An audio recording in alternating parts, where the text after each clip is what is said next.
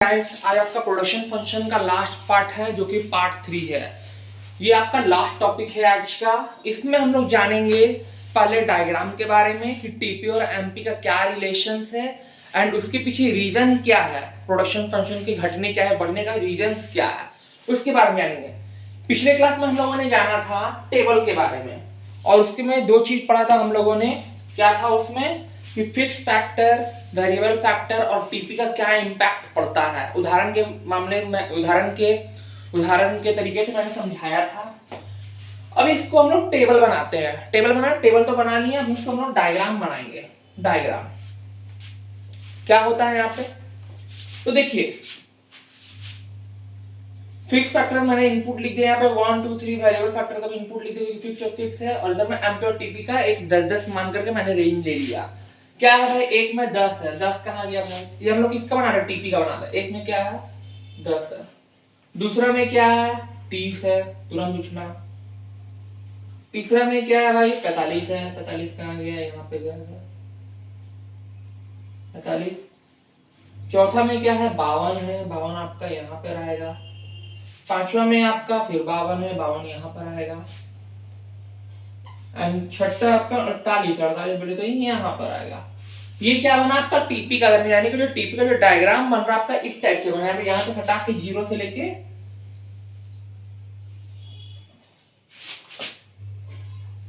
ये चीज का ध्यान रखना, डायग्राम में ही आपका आंसर छुपा हुआ होता है। आपका डायग्राम कुछ इस तरीके से बना। आप यहाँ पे क्या देख रहे हो कि पहला स्टेप में आपका यहाँ पे पूरा हो रहा है, फिर उठा लेकिन क्या हुआ डाउन होने लगा, और तीसरा निगेटिव। तो जो तीन पेज में हम लोग बांटते हैं यहाँ पे इंक्रीजिंग रेट, यहाँ पे पहला आपका स्टेप हो गया, पहला क्या हो गया स्टेप हो गया।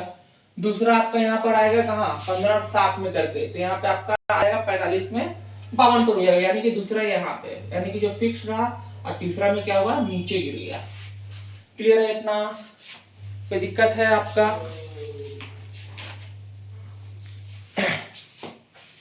चेक करके डायरेक्टली आपको गिरा देना है, यहाँ पे बढ़ रहा है।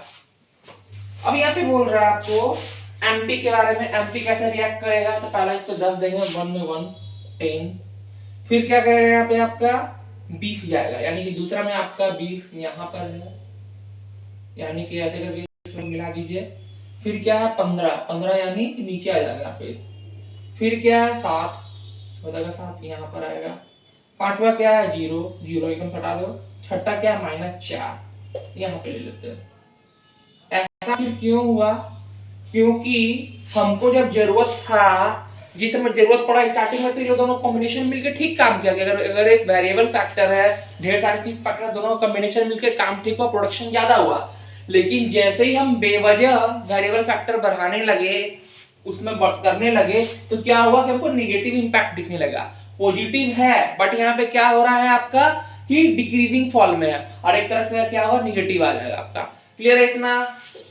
अब इस पॉइंट को जो बोला जाता है ना आपको पॉइंट ऑफ इन्फ्लेक्शन कहा जाएगा आपको, कि पॉइंट ऑफ इन्फ्लेक्शन क्या होता है।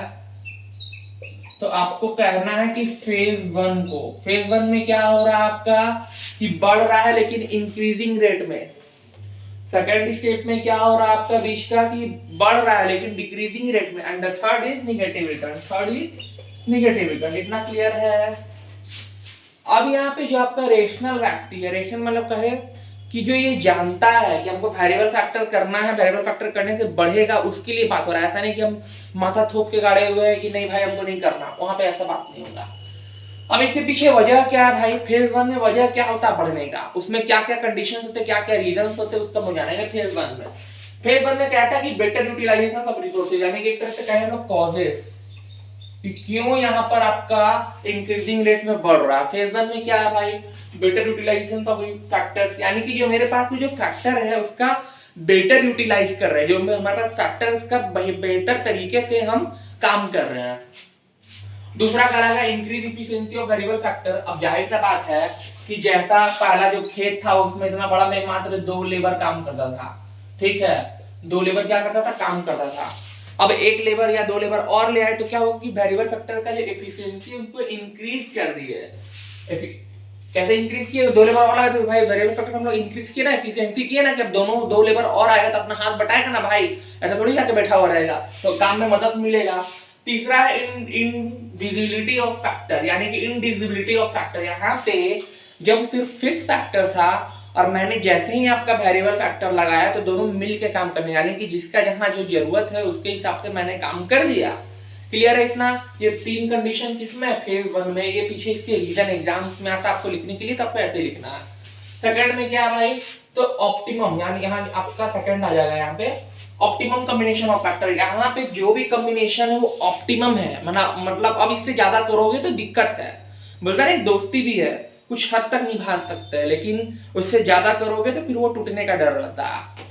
तो यहाँ पे भी वही बात है, ऑप्टिमम कॉम्बिनेशन ऑफ फैक्टर, कि जो फैक्टर है उसका कॉम्बिनेशन जो बहुत बेटर है, अब अगर करोगे तो टूट जाएगा। Over utilization of fix factor, यहाँ पे क्या है कि फिक्स फैक्टर का हम लोग ओवर यूटिलाइज कर दिए, अब हमको कहीं ना कहीं फिक्स फैक्टर बढ़ाना ही बढ़ाना होगा, वरना आपका जो प्रोडक्शन है वो जीरो हो जाएगा, आपकी जो दोस्ती है वो भी टूट जाएगी। इम्परफेक्ट सब्स्टिट्यूट, यहाँ पे क्या हो रहा है कि जहां हमको फिक्स फैक्टर को बढ़ाने की जरूरत है वहां पर हम ना बढ़ा के क्या कर रहे हैं, वेरिएबल फैक्टर बढ़ा रहे हैं। सब्स्टिट्यूट मतलब क्या, कि किसी एक के जगह में उसका उपयोग करते हैं ना सब्स्टिट्यूट। जैसे मान लो भाई आज चाय हम लोग रोज पीते, चाय आज कॉफी हम लोग काम चला लिए, करते हैं ना हम लोग, करते ही नहीं करते। तो वही कह रहा है कि जहाँ पे फिक्स फैक्टर बढ़ाना चाहिए हम लोग वहां पे वेरिएबल फैक्टर बढ़ा रहे हैं, काम चला रहे हैं मजबूरी में, लेकिन आपको क्या है वहां पे कि आपको इम्परफेक्ट सब्स्टिट्यूट की, मतलब वहां पे आपको इम्परफेक्ट सब्स्टिट्यूट हो रहा है, आपको जो सही तरीके से सब्स्टिट्यूशन होना चाहिए वो नहीं हो रहा। क्लियर है इतना? एंड द लास्ट क्वेश्चन जो आपके एग्जाम में पूछा जाएगा वो पूछा जाएगा relationship between MP and AP. MP को समझ रहे हो भाई, मार्जिनल प्रोडक्शन, इसमें भी आपका एमपी है, ये जो है आपका एमपी है, ये क्या आपका टीपी है।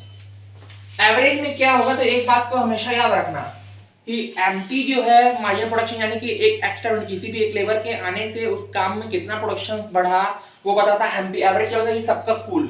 तो जब आपका एमपी उठेगा वे एमपी ग्रेटर देन एपी, यानी कि जब जो आपका एमपी है वो क्या है, एपी से बड़ा, यानी कि जो आपका एपी है इससे बड़ा है, तो क्या होगा, एपी राइजेस, बढ़ रहा, क्योंकि प्रोडक्शन तो आपका बढ़ेगा ना। एपी इक्वल टू एमपी, यानी कि यहाँ पे आपका जो मिल रहा है व्हेन एपी रीचेस मैक्सिमम, यानी यहाँ पे आपका जो एपी है वो रीचेस मैक्सिमम होगा। यहाँ पे देखो मैक्सिमम दिखा रहा है ना, यहाँ से उठाओ पॉइंट फिर नीचे गिर रहा है। And the last when MP less than AP then AP fall, यानी कि जब यहाँ पे व्हेन एमपी गिरने लगा यहाँ से तो क्या हो गया, एपी भी फॉल हो गया, डाउन हो गया। क्लियर है इतना? ये तीन कंडीशन आपको लिख देना। पहला क्या है, MP greater than AP, AP rises, comma लगा के एपी राइजेस। फिर क्या है, AP equal to MP when AP reaches maximum, वहां पे आपका एपी क्या है, रीचेस मैक्सिमम है। When MP less than AP then AP fall, यानी कि आपका जो एमपी जो लेस देन हो रहा है वहां पे आपका क्या हो रहा है, एपी फॉल हो रहा है। क्लियर है इतना? इसका रिलेशन क्या है कि व्हेन, पहला कंडीशन क्या होगा, टीपी और एमपी के बीच में का रिलेशन में, टीपी एंड एमपी के बीच में पहला क्या होगा कि आपका क्या है कि जब टीपी इंक्रीज कर रहा है, यानी कि जब आपका टीपी इंक्रीज कर रहा है किसमें, इंक्रीजिंग रेट में, किसमें, इंक्रीजिंग रेट में, तो एमपी भी आपका बढ़ रहा है, देन एमपी इंक्रीजेस। दूसरा आपका क्या है भाई, दूसरा आपका कि जब सेकेंड स्टेज में TP increases in decreasing rate, क्या, इन डिक्रीजिंग रेट, थोड़ा सा देख लेना, राइटिंग भाई खराब है, थोड़ा सा देख लेना। TP increases in decreasing rate then MP fall, क्या होगा, गिरने लगा, फॉल होने लगा। फिर क्या है, तीसरा कंडीशन क्या हो सकता है कि देन, देखो हम इसमें ना रटा रटा कुछ नहीं कर रहा, आप डायग्राम देखो अपने हिसाब से दिमाग लगाओ, रट के करोगे कभी हमेशा भूल जाओगे। बढ़ रहा है ना भाई, तो क्या होगा कि जब ये और डिक्रीज में बढ़े तो ये नीचे गिरने लगा। अब हम क्या लिख सकते हैं कि जब ये मैक्सिमम पॉइंट पे अपना तो ये नेगेटिव है, तो हम यही लिखने अब जा रहे हैं, डायग्राम देख के रटा रटा कुछ नहीं है। व्हेन टीपी रीचेस मैक्सिमम, क्या है, मैक्सिमम, यानी कि रीचेस मैक्सिमम, रीचेस माने क्या, ऊपर पहुंचना, रीचेस पहुंचा वो maximum, then MP negative, negative माने क्या, जीरो, वेन एम्पटी जीरो हो गया, and the last when TP fall then MP negative. आप इस तरह से भी अगर लिखोगे, जिसका इंग्लिश वगैरह कमजोर है उसको मार्क्स मिल जाएगा, इसमें घबराने का जरूरत नहीं है। आपको इसी पॉइंट में आपको 3 से 4 नंबर इसमें मिल सकता है। आप डायग्राम और टेबल अगर आप बना दोगे तो आपका 5 नंबर से 10 नंबर क्वेश्चन सॉल्व हो जाएगा। तो ये दिक्कत है, ये क्या है, टीपी और एमपी का रिलेशंस है, ये क्या है, एमपी और एपी का रिलेशंस है, कंडीशंस क्या क्या किस कारण से ऐसा हो रहा है वो यहाँ पे आपका है, डायग्राम यहाँ पे, टेबल आपका यहाँ पे है। अब नेक्स्ट क्लास में हम बात करेंगे नए चैप्टर का। Thank you so much.